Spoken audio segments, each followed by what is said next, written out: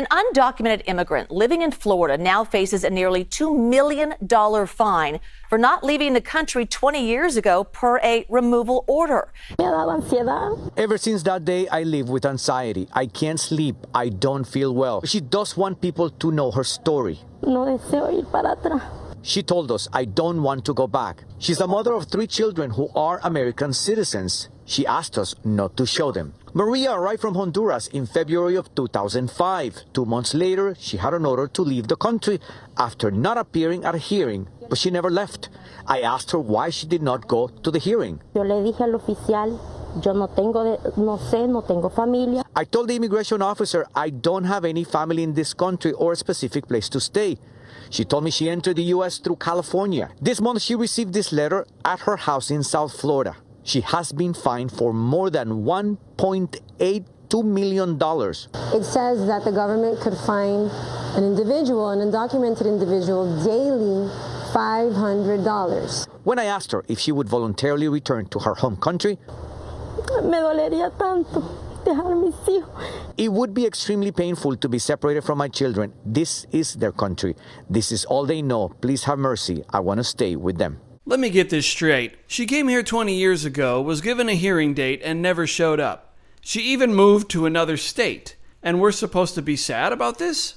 What would happen to an American citizen if they had a court date and just never showed up? How do you think that would go? You're also telling me that after 20 years she hasn't learned any English? So her interest in assimilating to American culture and society simply doesn't exist. Sorry, media, you're not going to win with this one. Today's my last day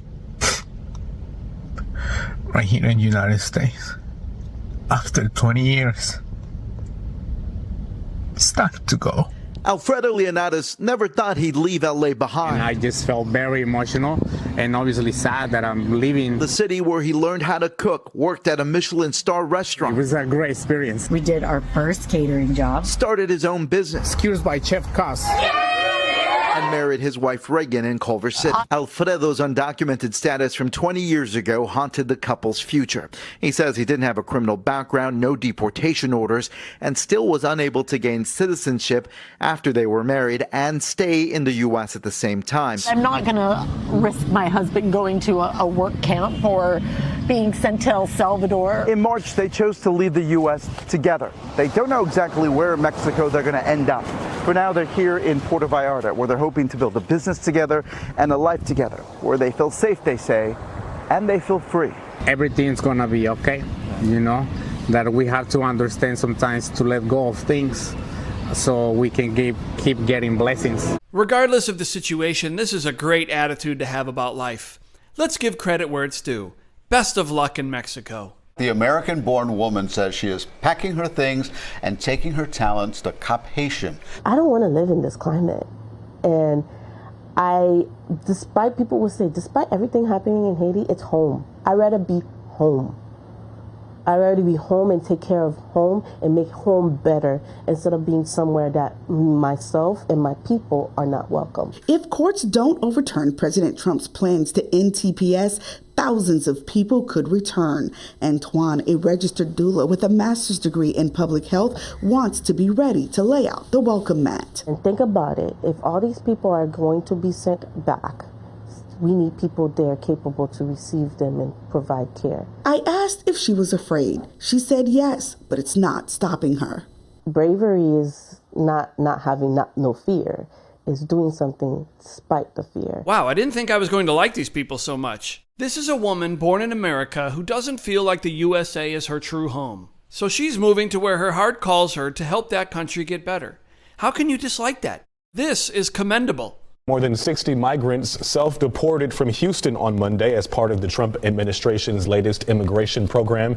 The Department of Homeland Security flew them back to Honduras and Colombia for free and promised them a $1,000 stipend. It says anyone who self-deports can legally return here to the U.S. in the future. I know a lot of people think it's ridiculous the U.S. would pay illegals anything to leave, but according to Secretary of Homeland Security Kristi Noem, it costs on average $17,000 per illegal deported, so they count this as a win. And of course, leaving on their own accord allows for illegals to avoid situations like this. Construction workers who we met say that the constant normal sounds of hammers and nail guns have been replaced by an eerie quiet. This is a ghost town.